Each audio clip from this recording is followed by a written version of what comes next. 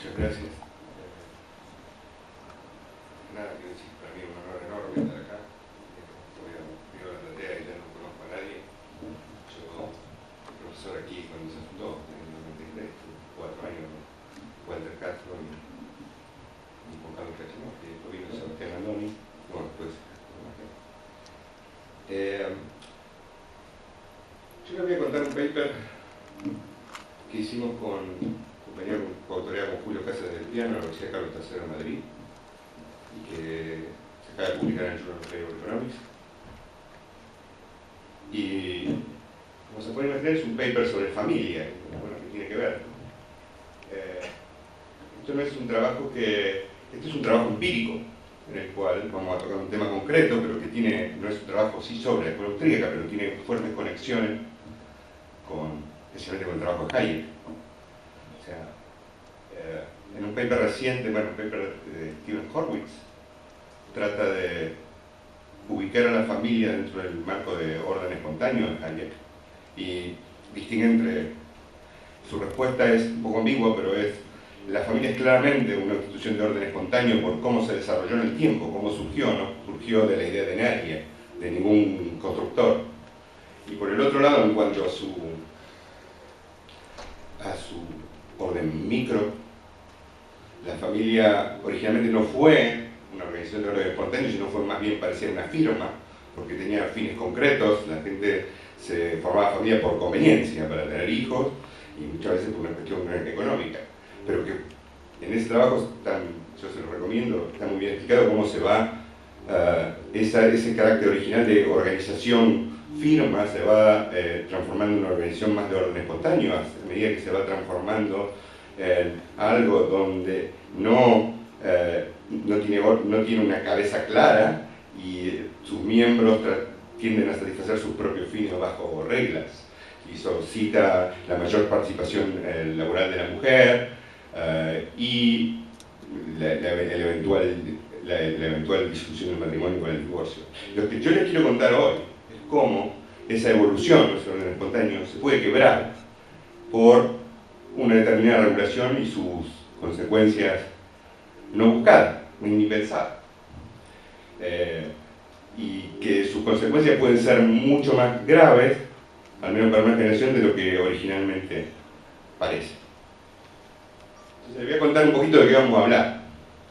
Básicamente vamos a hablar de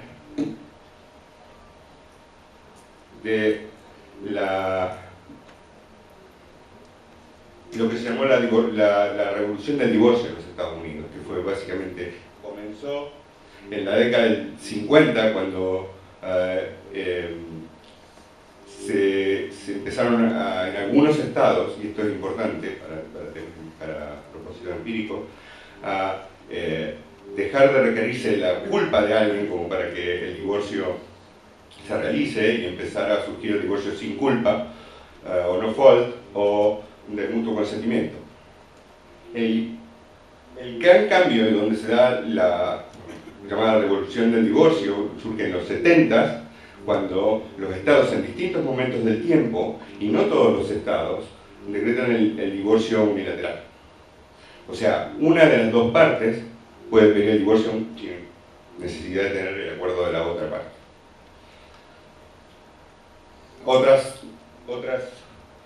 Otras regulaciones que vinieron con esa norma fue la norma relativa a cómo se dividen los bienes en el divorcio y cómo se reparten los bienes en el divorcio, generalmente más equitativo,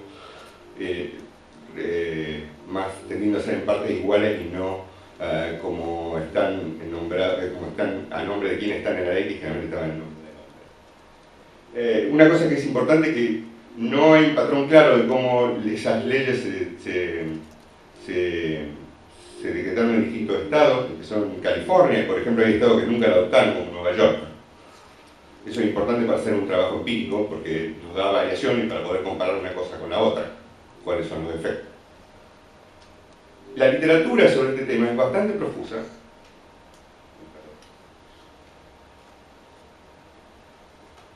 Y se lo voy a comentar brevemente. Básicamente la mayor parte de la literatura sobre este tema fue justamente determinar cuánto fue afectada el divorcio por estas leyes. Y quizá el acuerdo es que durante 15 a 20 años aumentó la tasa de divorcio y después volvió a los niveles previos a la ley. Y por eso esto es interesante, porque nosotros vamos a mostrar, a pesar de eso, me parece que no es muy importante, es una cuestión temporal, de efecto permanente en una generación, eso es lo que vamos a ver en nuestro trabajo. ¿Cómo se estudia esto? Esto se estudia cómo todos estos estudios generalmente se refieren a este tema usando el teorema de Gauss, que ustedes deben conocer. Entonces, básicamente podemos tomar el tema de la separación como donde se asignan los derechos de propiedad de cómo romper el matrimonio. Por ejemplo, si hay mutuo consentimiento, el derecho de propiedad está asignado a una persona que no quiere divorciarse, en el cual, para que se produzca un divorcio, si alguien no está muy dispuesto a divorciarse, o uno de los miembros de la pareja tiene más ganas de divorciarse que la otra, quien tiene los derechos de propiedad, o sea, quien puede negarse, debería ser compensado en orden de aceptarlo. Al decretarse el divorcio unilateral, ¿quién pasa a tener el derecho de propiedad? El que quiere irse. Entonces, quien debería compensar a quien quiere irse, quien quiere quedarse, que debería decir compensarlo o compensarlo para que no se vaya. Entonces, básicamente, bajo ese pequeño marco teórico, se estudia empíricamente y lo que se encuentra es, bueno, entonces, ¿funciona el teorema de Gauss o no? Entonces, si esto solamente tuvo efectos temporales, podemos decir que el teorema de Gauss funciona porque en el fondo se volvió a la misma tasa que originalmente. Básicamente se estudia, hay bastantes papers sobre esto, algunos se encuentran que aumentó la participación laboral de la mujer, que no es sorprendente porque hay mayor riesgo de divorcio. Algunos se encuentran que hay resultados mixtos sobre si la tasa de matrimonio aumentó o no aumentó. Y nosotros nos dedicamos a ver qué pasó con el crimen. Hay un solo paper sobre el crimen, un paper que se llama el QJI en el año 2006, que es de Stevenson and Wolfer, que encuentran básicamente que gracias a la ley de divorcio unilateral caen los casos de las denuncias de violencia doméstica y los homicidios entre esposos. Una crítica que podríamos hacer ese paper es que, claro, si hay divorcios, si hay domicilios, esos datos no reflejan los homicidios entre ex esposos. Entonces, no sé, pero es un paper muy bien publicado. Entonces, ¿a dónde apunta la literatura? La literatura apunta a que podría haber una mejor selección en el matrimonio. En realidad, la literatura es bastante. La literatura en general académica no tiene que tomar posición, pero da una idea de que los efectos son bastante positivos, excepto un paper de Gruber, en el cual encuentra impactos negativos en la educación de quienes se afectaron como niños en el divorcio, pero el paper no es muy claro. Nosotros vamos a retomar eso y vamos a analizar si tuvo, qué impactos tuvo eso sobre la generación de niños que tuvo afectado ahí. Y lo que encontramos, ya de mirar los datos, es que estos dos gráficos muestran el efecto en crímenes violentos. Estos son tasas de crímenes violentos y crímenes de propiedad. El gráfico de la izquierda son crímenes violentos y crímenes de propiedad en estados que adoptaron la ley y estados que no adoptaron la ley de divorcio unilateral. Y los círculos azules son los estados adoptantes y la línea roja son los estados no adoptantes. Entonces, lo que podemos ver es en las líneas entre el 70 y el 75 son los años donde hubo mayor cambios de leyes en estados. Y vemos que, sobre todo en el crimen violento, en el crimen de propiedad no es tan claro, se acercan las dos líneas hasta converger. Y eso quiere decir que aumentaron más la tasa de crimen en los estados adoptantes o no adoptantes. Esto es simple un reflejo de datos. Entonces nosotros insistimos en investigar qué pasaba aquí, ¿no? Entonces, también, esto es otra fuente de datos distinta entre los tasas de crimen, estos son stocks del censo de gente encarcelada. Entonces vemos los estados adoptantes que están en rojo y los estados no adoptantes están en azul.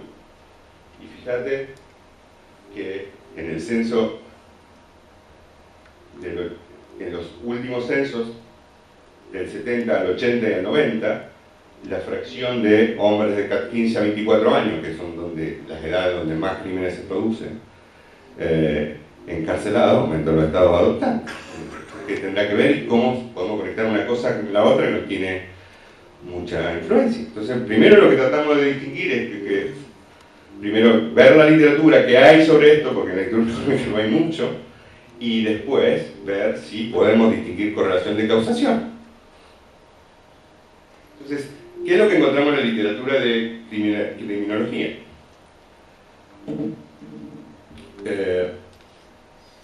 Sobre todo se encuentra en la literatura criminológica hay mucha evidencia empírica sobre personas, ¿no? Sobre personas. Y hay muchos datos empíricos sobre encarcelados. Entonces, se le sigue la historia y se encuentra que un gran porcentaje de gente que fue convicta por crimen tuvo una infancia difícil en términos de separación familiar. Claro, esto no puede dar, ¿por qué? Entonces, ¿qué es lo que elaboran? Que el impacto podría estar dado como las familias quebradas tienen, si uno está con un padre y no con ambos padres, puede dedicarle menos tiempo al chico. Por ejemplo, en el caso de una persona casada, si no está casada, un soltero puede que no esté, que la esposa no lo monitoree y tenga más tendencia a ubicarse en bandas. Pero igual tenemos un problema de que no podemos distinguir correlación de causación. ¿Por qué es esto? Porque puede pasar que justamente eran familias malas, en las cuales había problemas estructurales y por eso se separaron.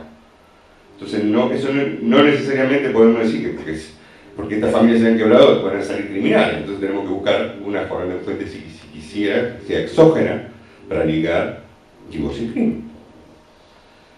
¿Qué otros efectos tenemos? O sea, en la literatura económica vemos que hay una gran correlación entre pobreza, crimen, y educación, y baja educación y crimen. Las familias más propensas al crimen son familias donde hay más inclinación a niveles más bajos de vida y a baja educación. Hay un paper de Ananat y Michaels que relaciona divorcio y distribución del ingreso. Utiliza un instrumento para divorcio, que es el sexo del primer chico, que hay correlación entre tener un niño varón y que el matrimonio se mantenga, y tener una niña mujer y que el matrimonio se quiebre, probablemente por la conexión entre el padre y un hijo varón. Y se encuentra que el aumento del divorcio tiende... hay un paper de Darrell y Dicen, no encuentra efecto en el ingreso, pero el paper de Ananat y Michael encuentra que las familias más pobres, las mujeres menos educadas, son más proclives a perder ingresos. Entonces, tiene un efecto de distribución. Y hay varios estudios que relacionan desigualdad y crimen. Entonces, la conexión puede empezar a venir por ahí.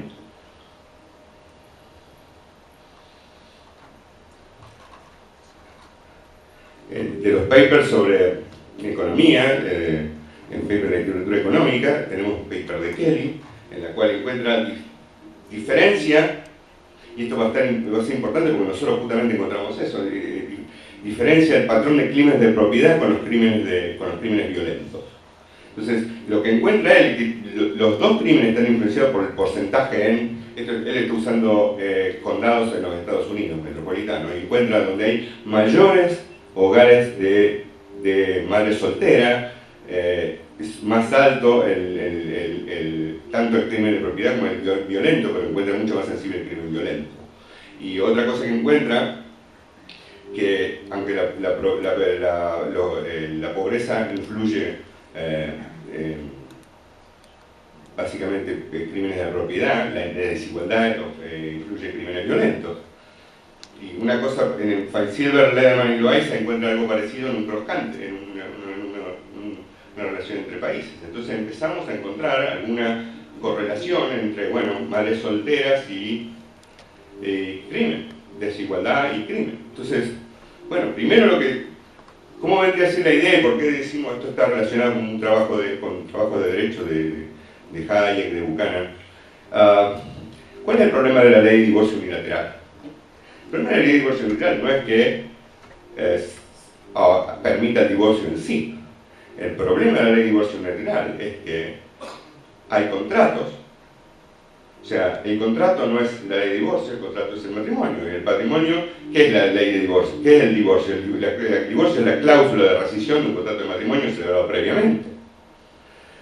Y el problema es que al gobierno dictar una ley de divorcio unilateral, lo que está dictando es una cláusula de rescisión sobre contratos firmados previamente que no tenía esa cláusula de rescisión, que la cláusula de rescisión era como un acuerdo. Y si la cláusula de rescisión era como un acuerdo, los miembros del matrimonio, en este caso pareciera que la evidencia dice que sobre todo las esposas, puede que hayan hecho inversiones pensando en que la cláusula de rescisión era de común acuerdo, y eso determinó su decisión de fertilidad, sus decisiones de trabajo, y por qué no la de su educación si se casó joven.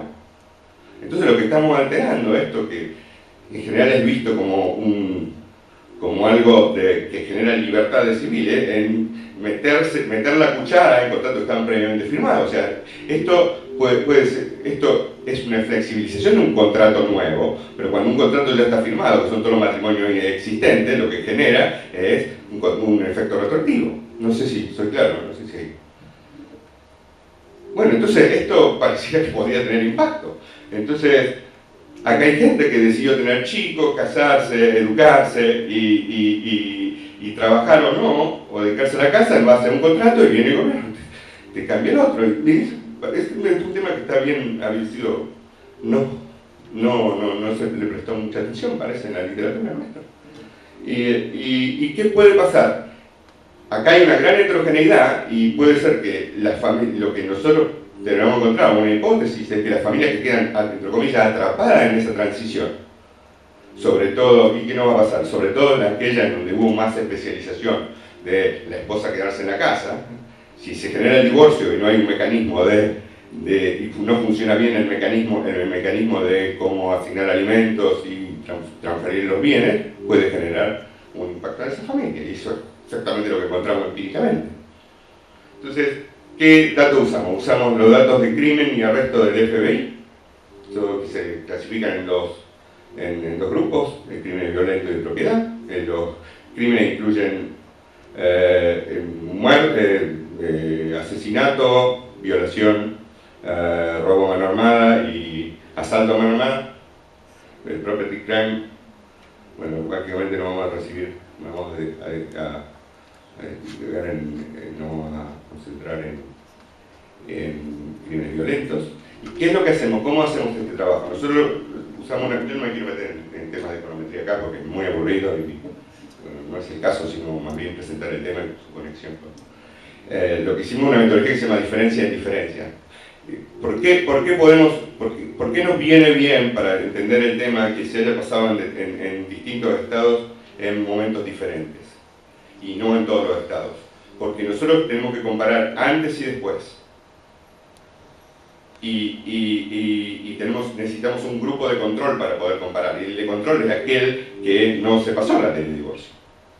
Entonces, como se pasa en algunos estados y en otros se pasa después, en algunos estados que después pasan a ser de tratamiento, porque se pasa la ley, pasan a ser de control durante un tiempo. Y hay estados que son de control todo el tiempo. Entonces podemos ver el impacto del crimen en los estados donde van adaptando la ley con respecto a los que no la adaptaron todavía. Y controlamos por los efectos fijos, o sea, las características de cada estado. Entonces lo que nosotros estamos analizando es el cambio. Eso es toda la estadística de la cual yo voy a hablar. Entonces, usamos, de un paper anterior, usamos la clasificación en cuáles son los estados que adoptaron la ley o no.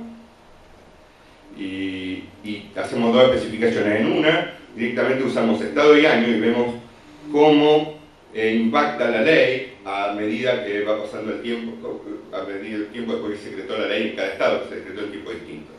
Y la segunda especificación, directamente tomamos...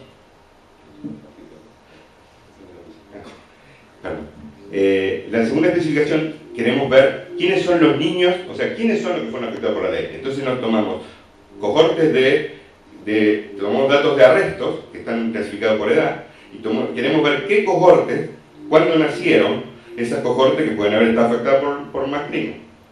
No sé si soy claro. Entonces, bueno, lo que encontramos es que tanto en muerte, yo estoy probando todo realmente, yo normalmente trabajo parado, así que si me ven que empujo cosas y eso, vemos que en crímenes violentos, esto es este es el momento, esto es en la abscisa, van a ver, este es el momento en que pasa la ley. Esto es un año después de la ley, 3, 5, y esto es antes. Vemos que antes que se pase el inglés no podemos distinguir entre grupo de control y grupo de tratamiento. Y todo el impacto pasa después de la ley. En muerte, el impacto es un poco menor, y este es el crimen más importante, acento agravado, de que los componen el crimen agravado. Entonces, bueno, evidentemente pareciera que el impacto existe. Entonces, lo que estamos encontrando es que, usando el crimen agregado, encontramos que el impacto promedio es de un 8 a un 12%, que no es nada despreciable, en un periodo 65-1997. Y usando la segunda especificación, en la cual queremos distinguir quiénes son los que se fueron afectados, encontramos que encontramos un impacto en muerte y especialmente para cohortes donde el impacto que encontramos son niños que nacieron, que tenían más de 0 años, tenían a partir de 3 años hasta 12 cuando se hizo la reforma, que fueron captados como jóvenes o como fueron captados como adolescentes, y no encontramos ningún impacto en los niños que nacieron después. ¿Por qué podemos decir que no encontramos impacto en los niños que nacieron después? Bueno, porque cuando la familia, el padre y la madre tuvieron el niño, ya sabían a qué contrato se atenían. Y eso generó una selección. ¿Y quiénes fueron sorprendidas? Madres que tuvieron niños antes de la ley. Y estos son grupos. Fíjense que a quiénes afectó. Niños que grupos de edad de 15 a 19 años o de 20 a 24, más grandes no. De 0 a 25 a 29. Entonces, ¿qué es lo que hacemos para saber qué pasó acá? Porque decimos, bueno, sí, una cosa. Entonces, hasta ahora estoy armando una hipótesis que puede parecer razonable o no, pero una hipótesis al fin. Entonces, tratamos de verificar esa hipótesis empíricamente. Entonces, tomamos el censo americano del 60 al 80 y tomamos una muestra de madres con sus niños. Entonces, encontramos que bajo divorcio unilateral, las madres en esos censos, prácticamente cuando pasa la ley, básicamente lo voy a reflejar en el censo del 80, es más probable que sean la única jefa del hogar, lo cual es compatible con otra literatura que relaciona la cantidad de madres solteras con el crimen, y es más probable que caigan por debajo de la línea de pobreza.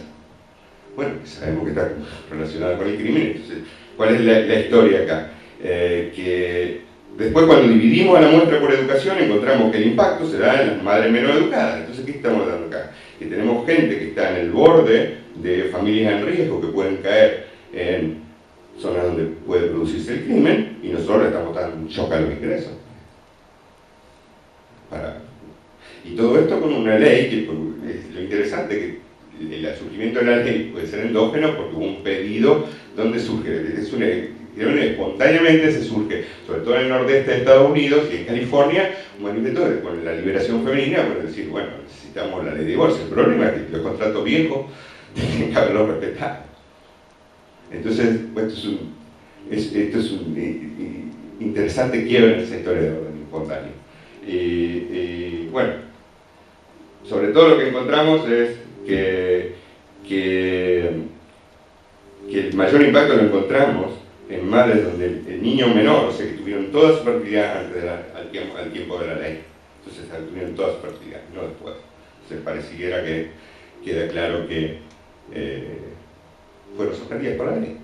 Bueno, y básicamente esos son nuestro finding, y creo que es una linda historia de cómo un orden espontáneo puede ser quebrado por una idea que evidentemente no tenía estos fines, pero hay que respetar los contratos previos. Bueno, muchas gracias. Muy contento.